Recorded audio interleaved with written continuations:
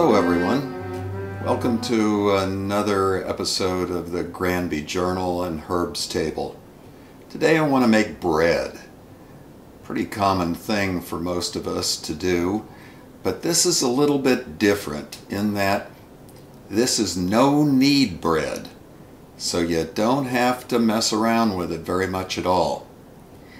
This all came out of a 2006 article in the New York Times where Mark Bittman, the New York Times food writer, interviewed Jim Leahy from the Sullivan Street Bakery in New York. And Leahy showed him a technique for making bread that was really different than almost anything anyone had seen.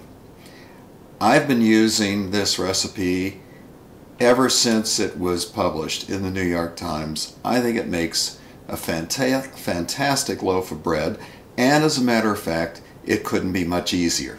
So what I want to do is show you how to make no-knead bread a la Jim Leahy from the Sullivan Street Bakery in New York, as modified a little bit by Abelson in Granby. Okay folks, game on. Let's do no-knead bread. So we're going to take 3 cups of flour,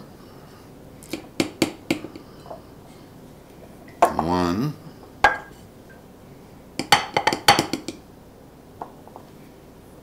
2,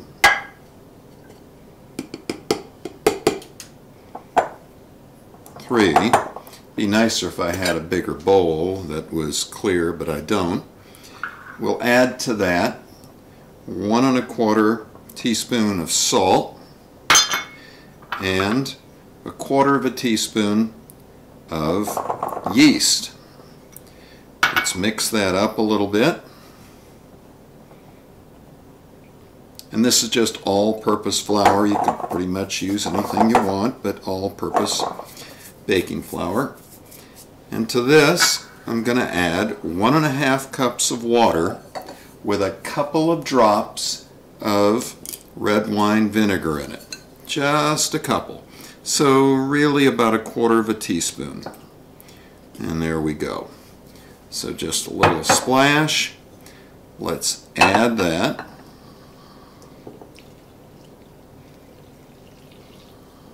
And this is warm water. Not hot, not tepid, just sort of warm. And let's mix that up.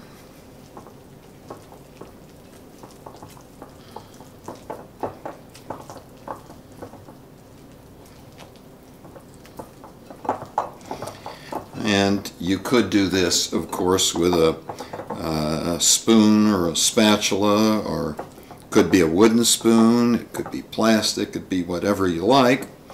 But I'm just doing this the easiest way I can, which is just to mix it up with my hand. Okay, so there we go. It's pretty much mixed up. And what we do now is just let it sit. And it's just a small amount of yeast. I only put 1/4 teaspoon in. We usually put up to a tablespoon when we're making bread by a traditional method. So we're going to let this sit now. I'm going to cover it, let it sit for about 12 to 18 hours, depending on how much time I've got and when you put it up. It's essentially going to sit overnight. And then tomorrow, we're going to take this and turn it into a fantastic loaf of bread. As you can see, as I'm trying to get all this off my fingers, it probably would have been smarter if I used a spoon or a spatula or something to mix it up, but no big deal. Alright, there we are, and we'll come back tomorrow when this has had a chance to sit and do its thing overnight. This yeast is going to start working on the flour, and tomorrow we'll turn this into a fantastic loaf. So I'll be back soon and we'll complete it.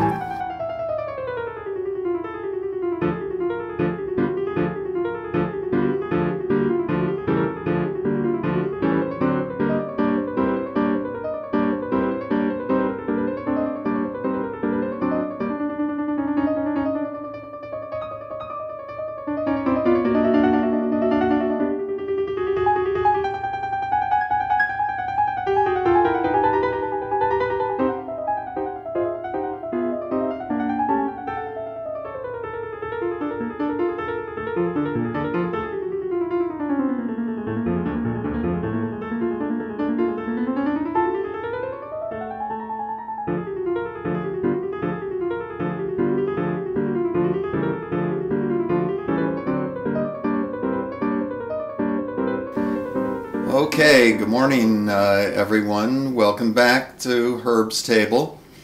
We've had our bread sitting overnight in this bowl. I don't know whether you can see it, it's right here. And I've had it covered with a dishcloth just to keep it covered. And I'll take that off and you can see what this looks like. You see it, it's rolling around a little bit in there. So what I'm going to do now, I'm going to take this out of the bowl, put a little bit of flour on it, and fold it over a few times before I put it into the bowl in which we're going to cook it. Now normally, in the past I cooked the bread in a bowl like this, and this is very nice. It's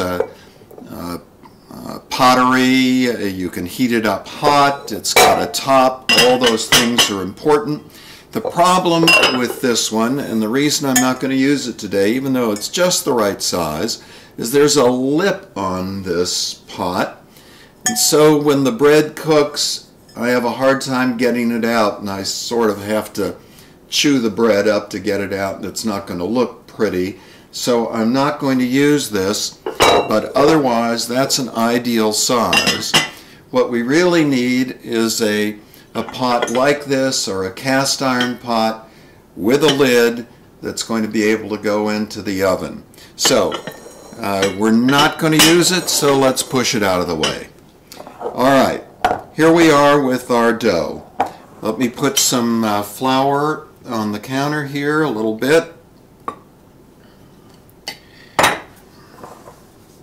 And let's get the dough out of the bowl. Let's see if I can get it all out.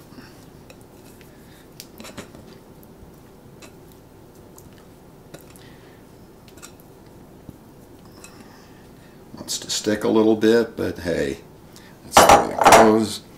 It's on the flour. I'm going to turn it over a couple of times like so. We're not kneading it, and I'm going to just flip it over like so.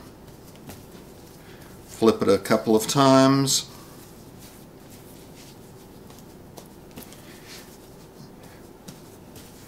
Like that.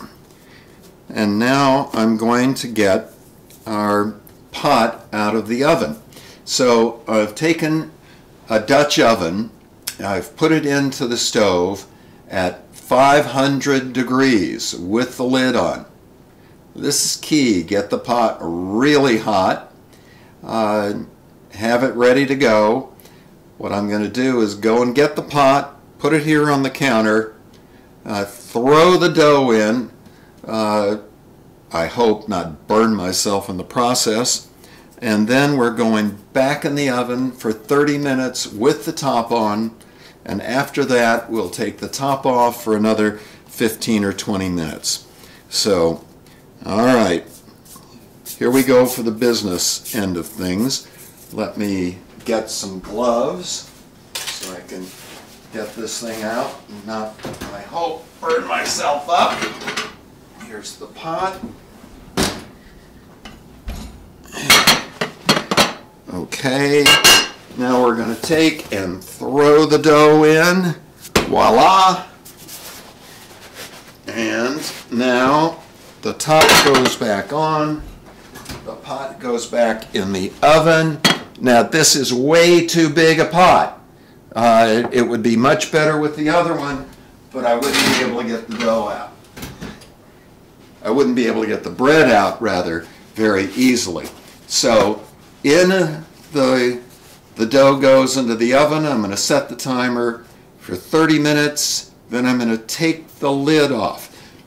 During this first 30 minutes with the top on, it's going to simulate a professional baker's oven. That is, it's going to steam the bread as well as cook it. So let me go set the time.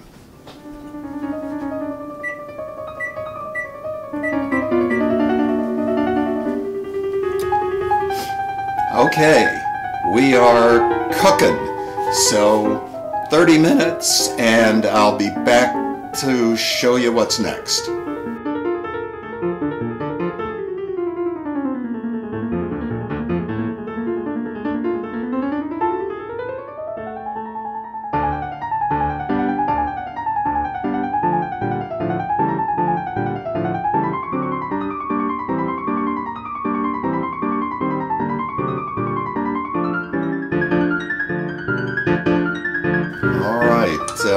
To recap for you, the bread's been in the oven for 30 minutes with the lid on at 500 degrees. Then I took the lid off for another 15 minutes at 500 degrees. So total cooking time 45 minutes, and it looks like we've got 1 minute to go and we'll take it out. I hope this is going to be something we're all going to think looks great. So here I go to check out the oven. Okay, here we are. We've got our loaf of bread. This thing is red hot. Let me get rid of that. And here we are. A nice looking loaf. I guess I could have thrown some flour on it before I put it in the oven. That would have given it perhaps a little more interest, but